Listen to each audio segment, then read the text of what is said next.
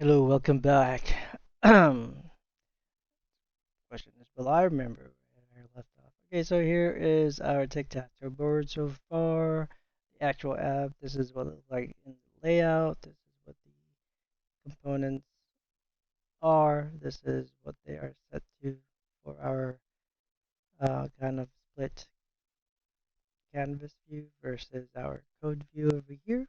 So now the next thing is, okay, I want to be able to do the white ones as well as the black ones, right? So every other time I click, it should be white, and then all the time should be white, so that you're actually playing tic-tac-toe. You need two different colors for tic-tac-toe.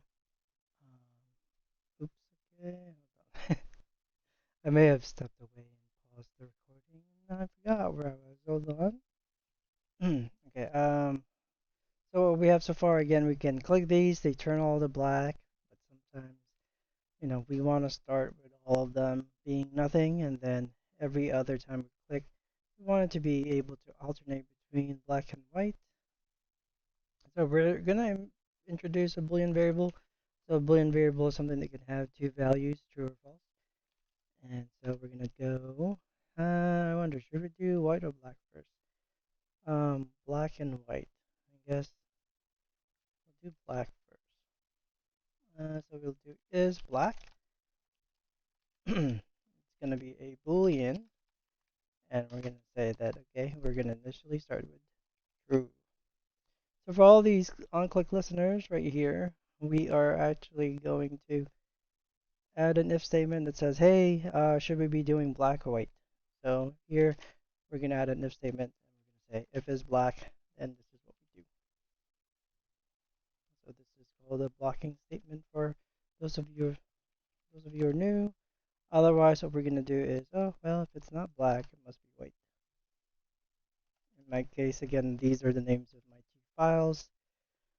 Um, but every time we click, though, we want to make sure that we reset this to be the opposite. So if it's currently black, it needs to be false. So what we're going to do is black is equal to not is black.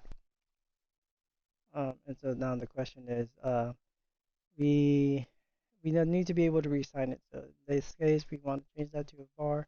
So here instead of value, we change it to that. Now, when we copy this onto all of these, again, this does not look very pretty. We are essentially week one of coding, so we should expect really, really gross looking code. Otherwise, we don't. I mean, this stuff is already pretty intimidating for those who are new, right? Um, but if you are new, what you want to focus on is the fact that it's repetitive at this point. And so you want to take solace in the repetition because it should kind of help you keep track of things. So at this point, when I copy pasted, I only used img1. So that's one of the things that you'll find out when you're copy pasting things, right? You accidentally copy paste the same thing, but you're not supposed to. So here I should be referring to image 2 now. For this one, I should be referring to image 3, which is not so bad. We just have to go back and rename it. Again, a lot of repetitive tasks, and that's good. We'll get you used to it, and then it'll have you yearning for better ways to do it.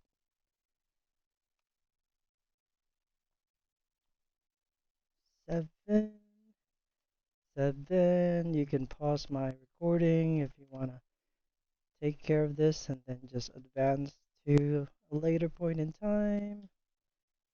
If you have a faster way of doing it, that's good too. Fast forward to what you have to get done. Let's rerun this. I think I have a syntax issue somewhere, probably a typo. I accidentally deleted a period there. Anytime you have a syntax error or something preventing it from running, for the most part, it will turn red, so you should be able to find it.